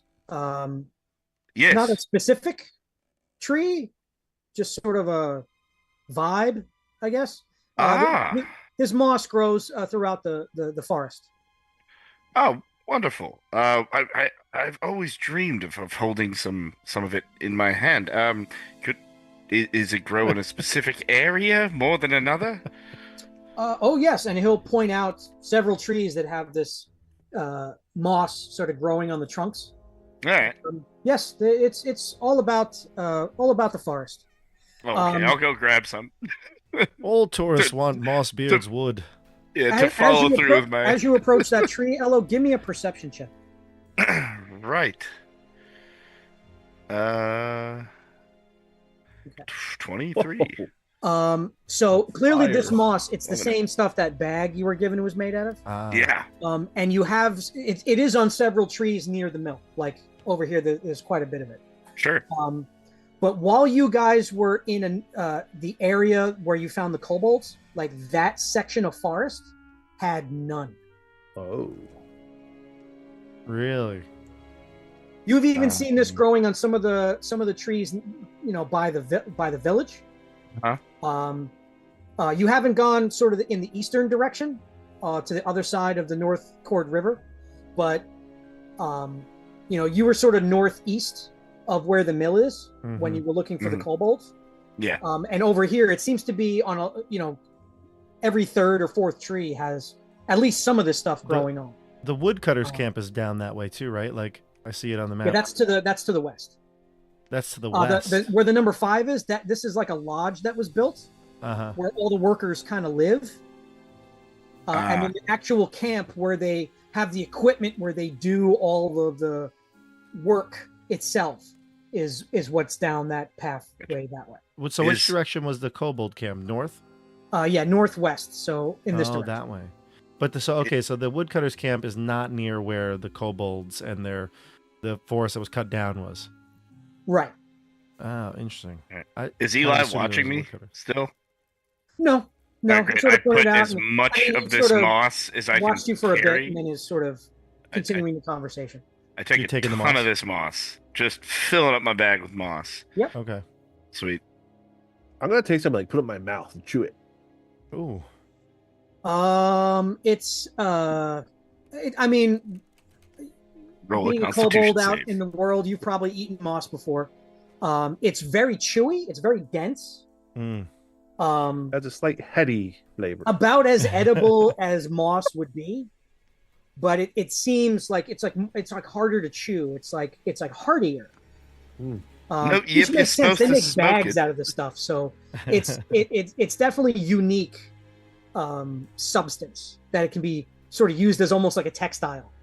I want to use my magic sense now as well. You would definitely and I also say to Vigor before I do it, I'll say like to him, I'll kind of whisper it in his ear. I'll say like, might be good to get a survey the area here, see if there's any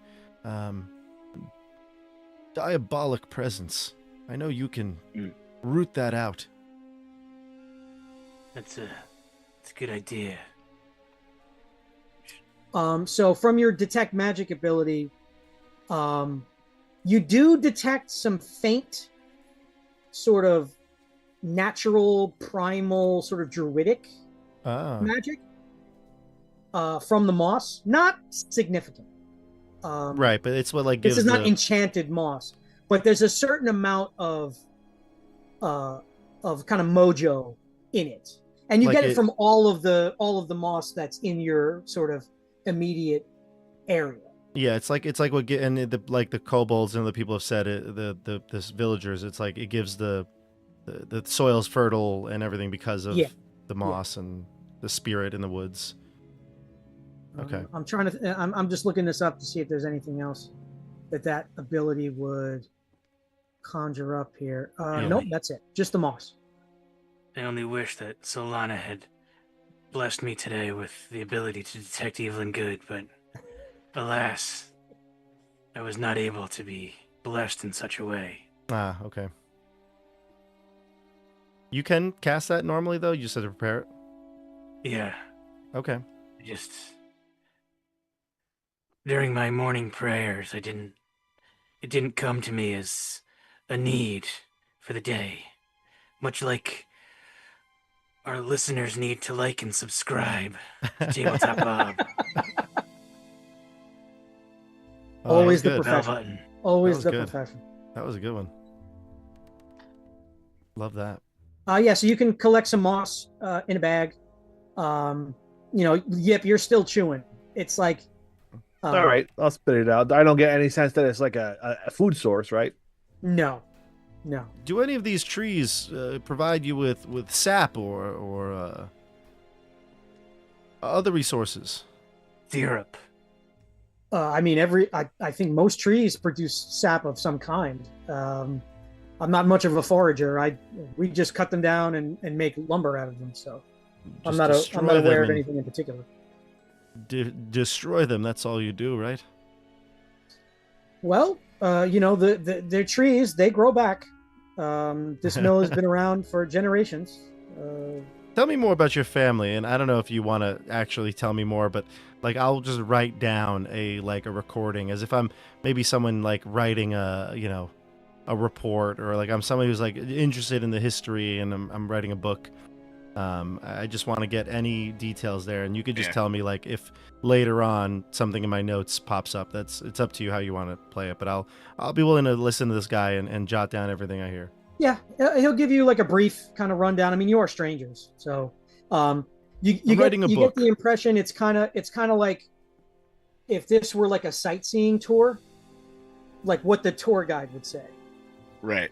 19 generations of Moliners have operated the mill. That's They specialize in armoires and they have the signature carvings showing homage to Mossbeard, and so like if you were like on a little tram that was going by and they were giving you sort of like factoids about and on your left factoids about the family, stuff like that.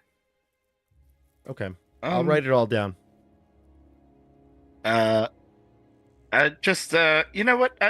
I was looking into buying some lumber for a deck of mine, Eli. Where were you harvesting trees recently in the last maybe few weeks, months? I just want to know what the freshest timber was. Well, we scout around. We try not to take too much from one particular area. We certainly go nowhere near the fairy circle. Of course. Say that again. No one goes there. What?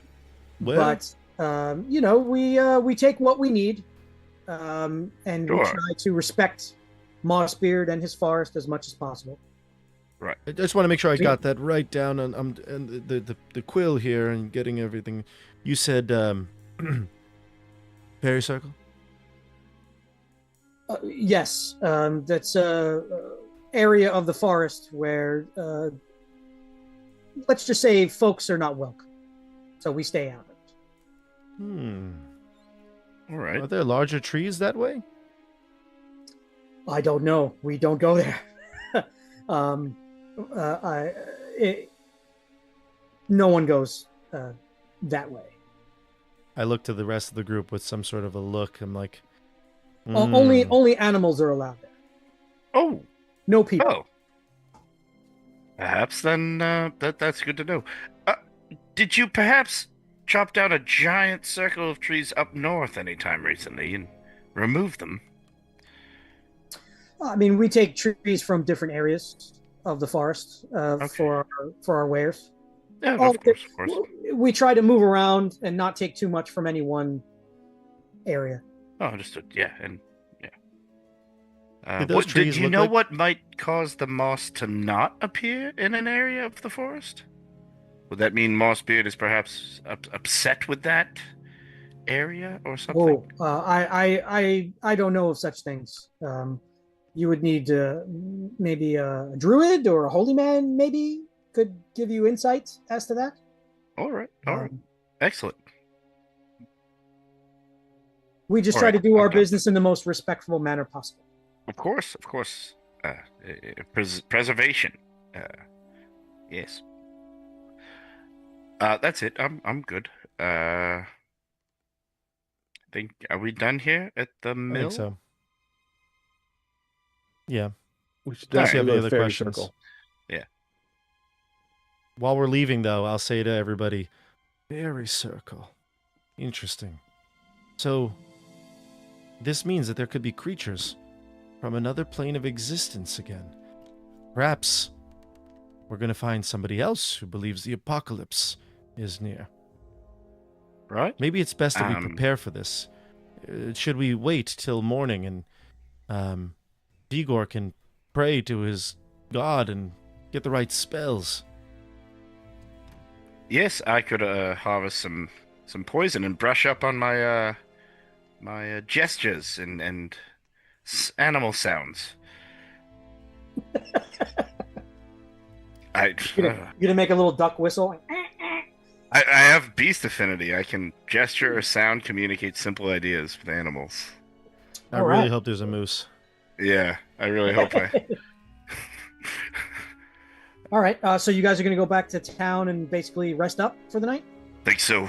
I think so. And I know that Estelle's not here, but maybe she's I don't know, something happened with the nuns. I've already got a whole... I'm going to send her an email. This has been a very busy day for Elle. Oh yeah. Okay. So we don't even see her come home. She's just or to our lodging. She's just like out with the nuns. Like if we didn't have like an episode count, there's a lot of stuff in Moonbright. Like this module was very thoroughly written, very thoroughly. All right, lots so of she's got awesome little details.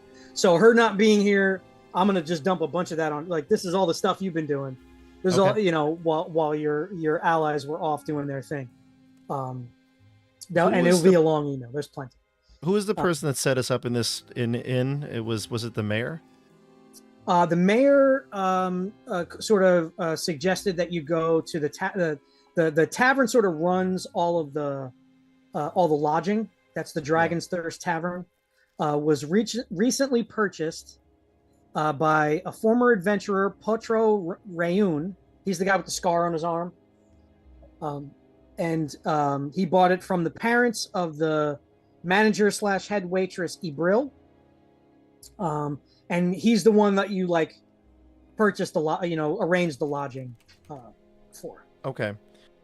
And I mean, I don't know. I mean, in terms of spells, I guess this is more like out of game, but like, Calvin will consult with the group. We're going to see fairies or potentially fairies, fey creatures.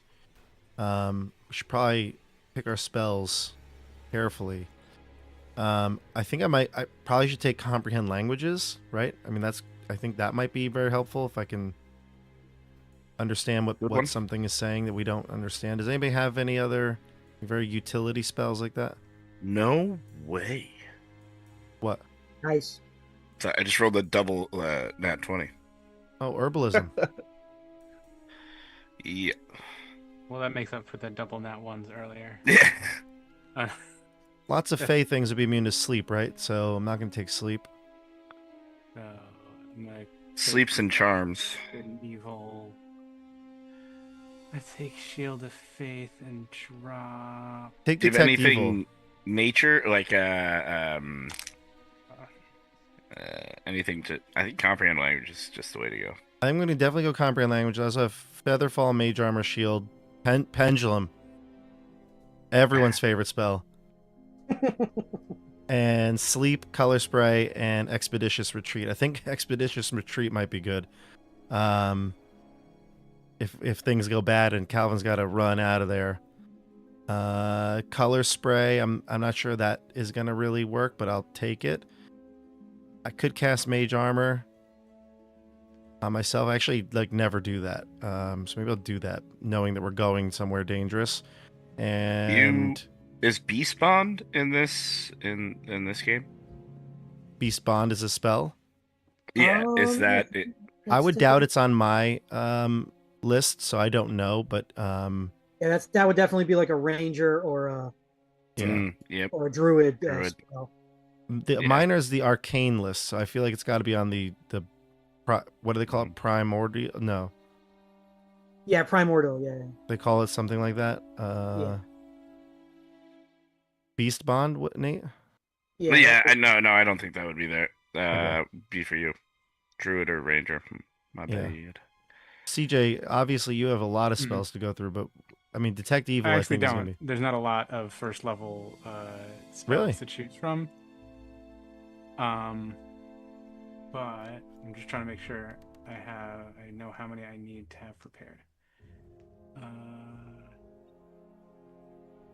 Okay. Number of spells equals your wisdom modifier plus cleric level. Oh, so Actually, yeah, the spell Beast Bond isn't there, but I think there's class abilities that take its place. But that actual spell is not in Tales of the Valiant as a spell or a ritual. Because remember, rituals are different. You have the spells that you have, and then if you have ritual casting, that's a different list. That's separate from your prepared spells or your known spells and stuff like that. Okay, so I need one more. Yeah, I think comprehend languages. I'm gonna cast Mage Armor in the morning, Kyle. Sure. Before we leave, and I'll take Shield. I'm taking Pendulum, everybody. I think the fairies and everybody they like chaos, and this is like order. So I'm just gonna mess with them in some way. All right. So you guys make you have your rest. You make your preparations. You go down to the tavern for breakfast very early. You start making your way towards the road to go towards the in that direction, and you hear a massive crash by the docks. Our boat. And people start rushing. Right Oh, there was a crash. Some said it was a barge. You make your way over to the docks, and you do see one of the docks has kind of been pulverized, and there's a portion of a really big transport barge. The kind of barge you'd expect to see shipping containers on, big. Which, as you approached the first time, you saw there were a few because this is a trade hub. So these barges can kind of make it downriver quickly with lots of materials. But this is not a whole barge. This is a chunk of them. You do see out in the river the guy that you hired to watch over your boat. Oh, Frederick? Frederick, yes, Frederick. He's in your boat, sort of out in the river. He says, I got it. It's okay. Looking out for you. SS Solana My had guys. sunk. Yes. And there's a lot of, commotion and things like that. And you see all these sort of smashed crates and busted up crates that are the remnants of which are like on this chunk of barge, and someone's sort of sifting through. It's like, we got a person here. We got a person. I think they're alive. And you see them sort of drag a person out from under the rubble. And let me look up his information here really quick before, so I can get his name. Also, somebody roll me a D100. You got it. Boom. 26. Where it's at. That's a good number. That's 3 26s in a row. Yeah. Let me write that down because that's going to be important later. Wow, you're right. Okay. Where is this guy? Okay, here we go.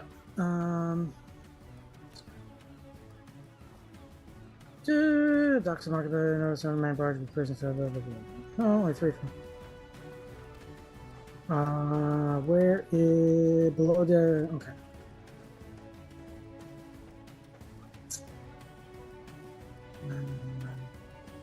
Where is this guy's name? So many NPCs. It's an elf that they pull out from the wreckage. He's unconscious.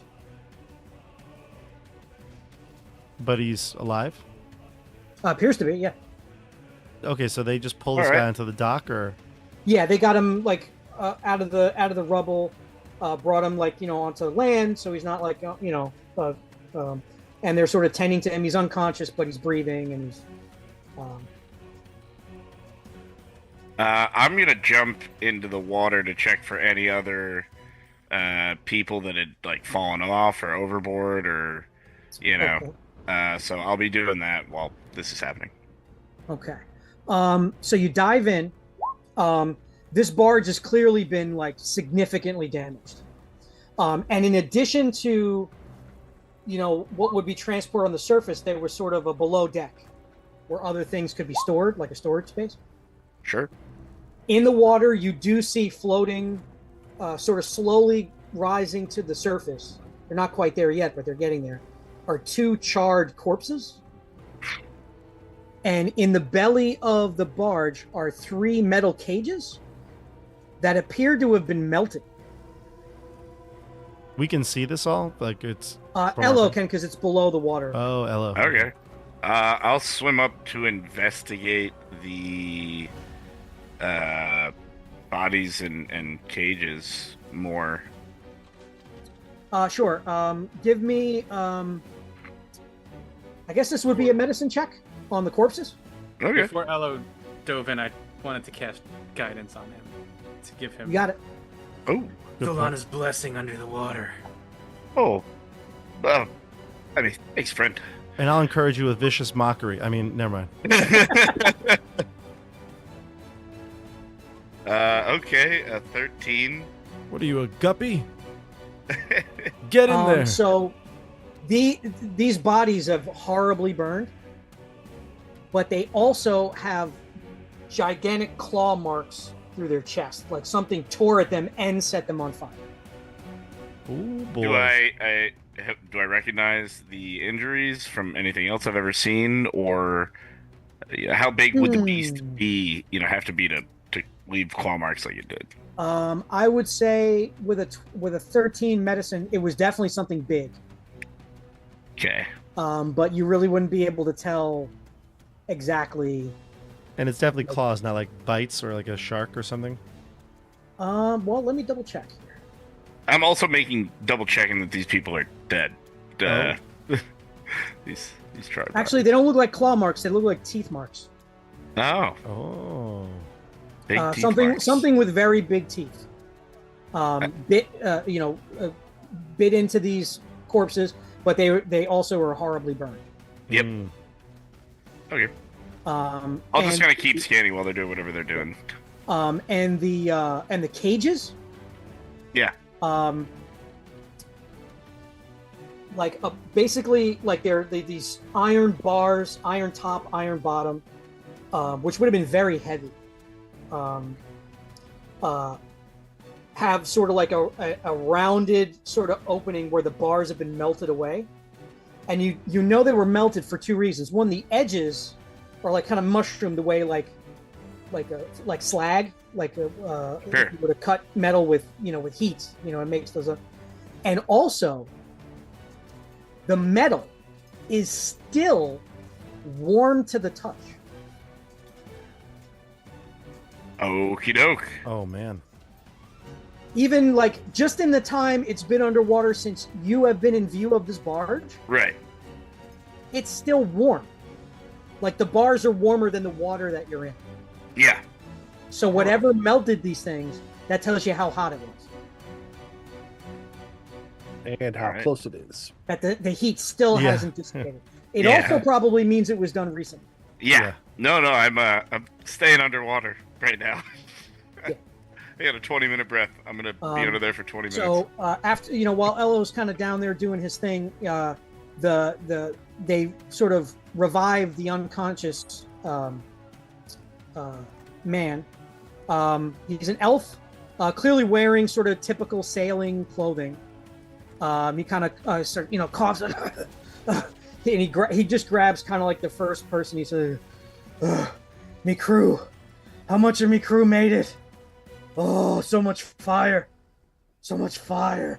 And he kind of stumbles back. He's not unconscious anymore, but he's just kind of like, "Oh," and he's like sort of in shock and disheveled and that sort of thing. What caused all the damage, good What sir? were you transporting? Well, We're I love just Ike yelling say what caused questions at him. damage. Keep yelling. Well, it's sort of the same Who are answer. you? What's your name? I was hired to transport some animals down to here to Moonbright, where they would be then taken by wagon down south. I was told they were exotic animals, but then my barge caught fire, and my crew was torn to shreds by these. They were like dogs, but they were on fire, and they didn't seem to mind. No amount of gold is worth that. Those bastards, they lied to me. They just told me they were animals. They just told me they were animals. You didn't inspect your cargo before you picked it up? Well, there were some birds and a stag, and they paid me enough to sort of not ask too many questions. So I didn't. What is this, the Ark or something? Why ethics matters. And one of the guards says, I know this man. His name is, let me get his name again. Hold on. It's in here somewhere. Blanquard Earthenroot. Oh, that guy. Erhenroot. He's a smuggler. And everybody's like, and he says, "You call me names in a day like today? I've lost my crew. I've lost my barge. I've lost everything." Now, who of us hasn't smuggled in our own candy to a movie theater? What's a movie theater? You Don't talk worry. about, you say a lot of weird stuff there, Kelvin. Talking Listen. about Band-Aids. I You're appreciate not ready you for trying it. to find You're the not- peace, Kelvin.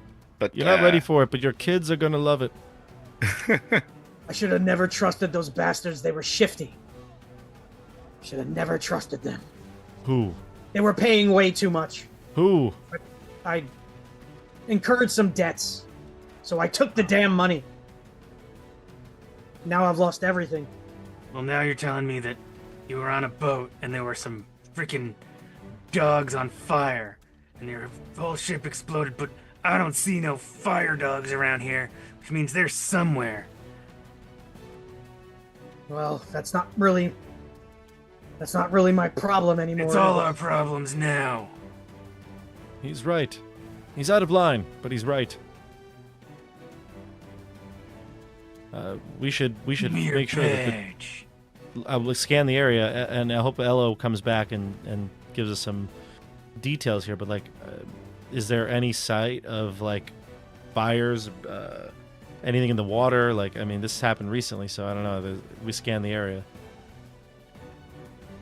So, and from the sort of eyewitness accounts of people that were at the docks when it happened, the barge came from the Saber River over here.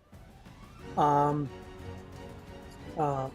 by the time they figured out that the barge was damaged and still moving and wouldn't be able to stop properly, they had to like get people out of the way, get some of the boats out of the way, that sort of thing. The docks can be rebuilt, but we had to make sure the people were safe. And at this point, Franklin kind of rows your boat back. He's like, I got it. You're good. You're my people. Frederick, you mean?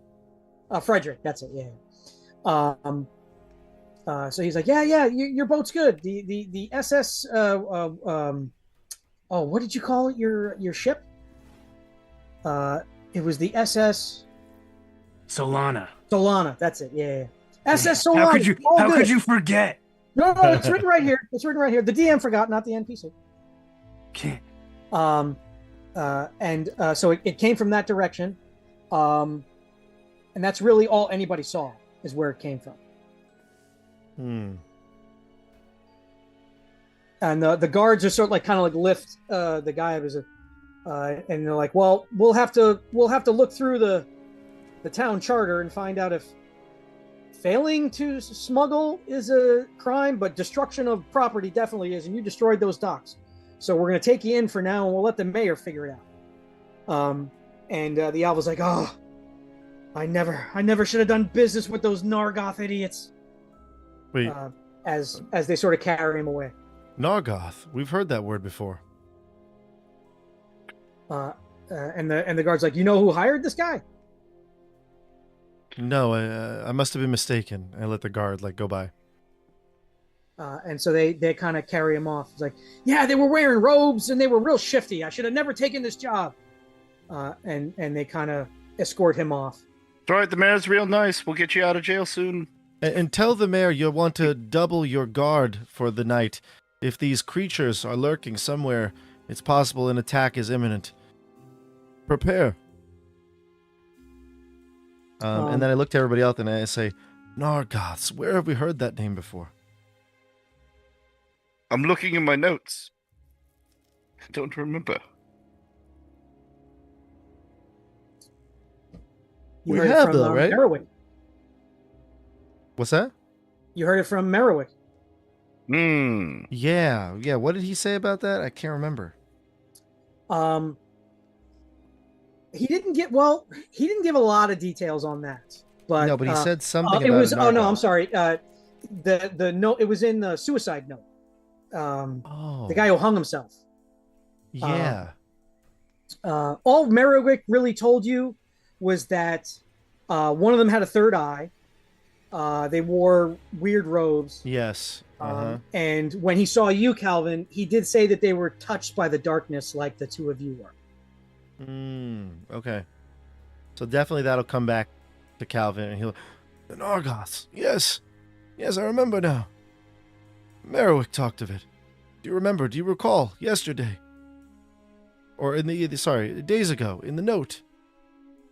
And then hopefully everybody remembers, and then he would say something like, should we make sure that Merriwick is still imprisoned and just check in on him before we go? I think he shapeshifted into one of these hell dogs. Elo, as you kind of get out of that. the water, Frederick ties up the boat, and he says, you folks look like you're dealing with problems a lot bigger than what I'm used to. But before that barge came along, I noticed that the river got the current picked up and it got really choppy for a few minutes, and then kind of went back to normal, and then that piece of the barge came by.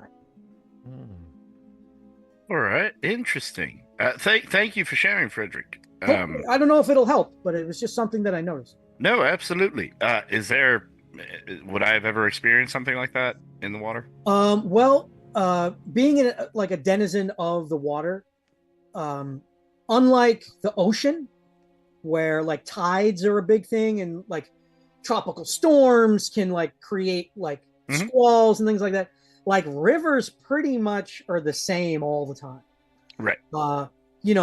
Disturbances will only happen if the river is disturbed by like a dam or somebody like throws a bunch of like a disturbance in the force of the water. That kind of disturbance, especially like a brief one, not something normal. Sure. You're not exact. I mean, obviously, he didn't have much information to give you, but nothing the way he's describing it sounds like something. That sounds weird. Like okay, in a river, cool. like in the ocean, that can happen. You get some weird pressure system, and the tides come in the right way, and the water temperature, and blah blah blah. But oceans are a whole nother animal to a river.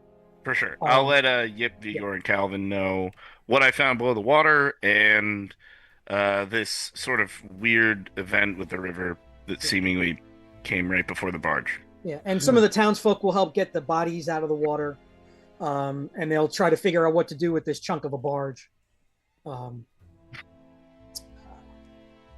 right, and you said you guys were going to go check in on Merriwick? What do you think, everybody? Should we? I mean, I feel like we don't even know. I mean, I feel like I think Merriwick wants to check in with you, Calvin. He couldn't take his eyes off you. Very good point. The Nargoths. He said it again. He says it. Nargoths. Before we go, I do want to take note that where we heard the ferry circle was, it's down the Saber River, where this barge seemingly came from. Just something to keep note of. Was it in direction of the ferry circle? I believe so. I believe that's what Kyle said. And Calvin says, "Oh God." All right, so Merriwick and then the ferry. We are thinking about going to the ferry circle. Definitely still on my mind. Yes. For the record, Elo has definitely been like talking to Yip on the side. Like, we really gotta hit up that woodcutters camp. Maybe gamble and like drink with them a bit. Like, we gotta go hang out with them. Sounds like a good time. I'm out of money. I need some more. Let's go. It's been in the back of their mind. So you guys head back to the jail, where now there are two occupants. There's Merriwick in the cell he was in before, not tied to the chair anymore. He's just kind of chilling.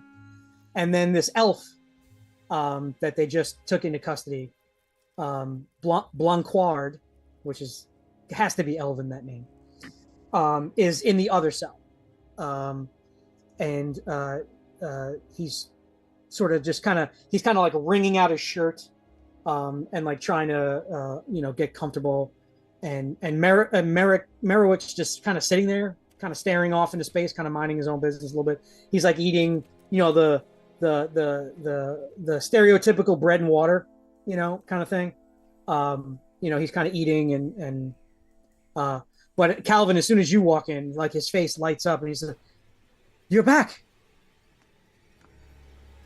Yes, we're back. Yes, but don't get too excited. We're just stopping in to make sure you're okay. Well, they're feeding me, and no one's tried to come and act revenge. If word gets out, the people of Hulgig are no doubt going to want me to answer for what I've done, and I can't say I blame them. So I'll take any day, answer for your crime. any day of bread, water, and life. I'll take it.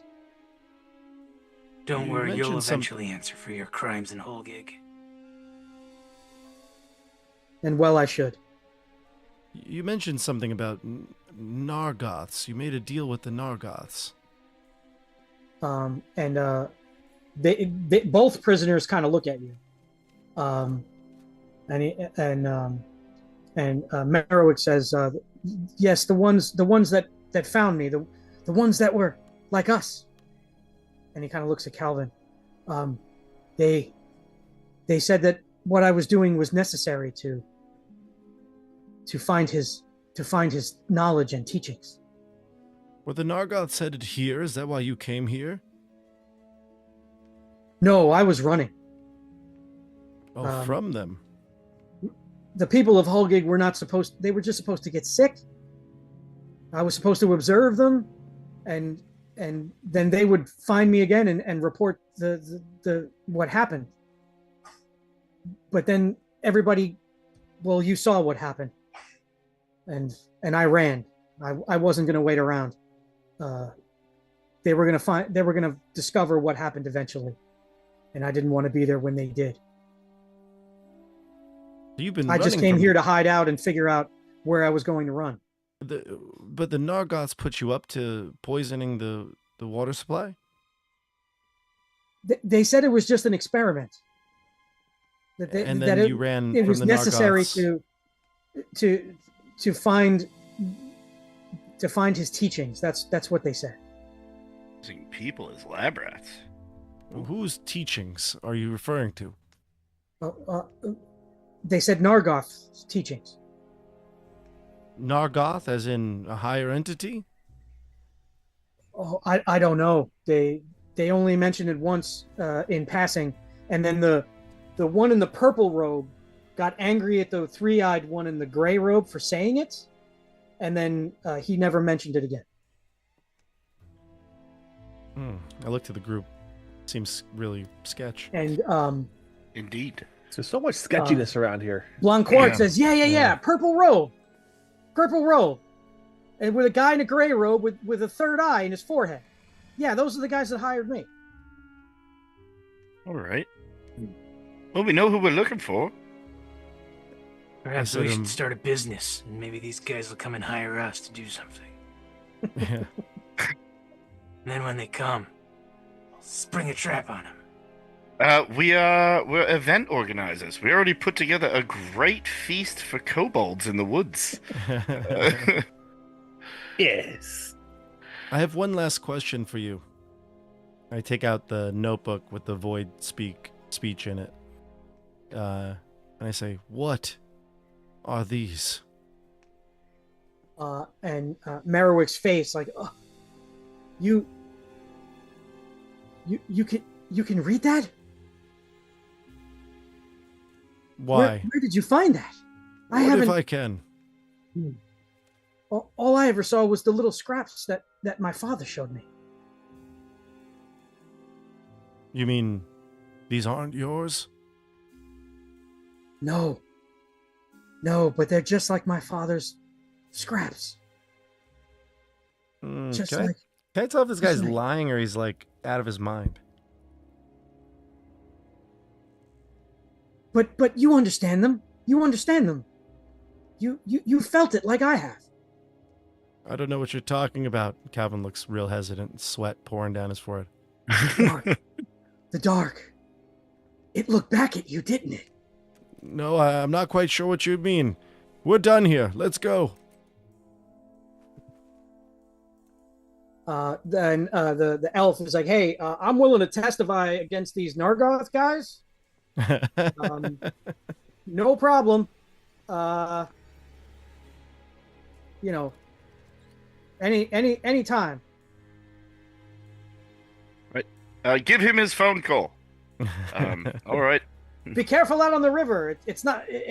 There's something going on in the river. We lost somebody. Noted. CJ. We lost CJ. We're all broken up here. Kyle, do you want to continue on, or do you want to pause it here? I think this is a good spot. Good spot. Yeah, and we lost CJ anyway. The joys of live play. There I am. All right. There you are. All right, so then this is a good spot to stop, and maybe we'll find out what Elle has been up to this last crazy night. Oh yeah, I'm gonna send her an email during the week, and at our next session, she'll be up to date. And tune in Thursday for the barbecue, everybody. We'll be live streaming here from my house, so more to come. Just remember to like and subscribe. Tabletop Bob. Look at this, doing CJ's work here. Unbelievable. I'm in his box. So. Yeah. All right. Good night, everybody. Thanks for watching. Night, everybody. See ya.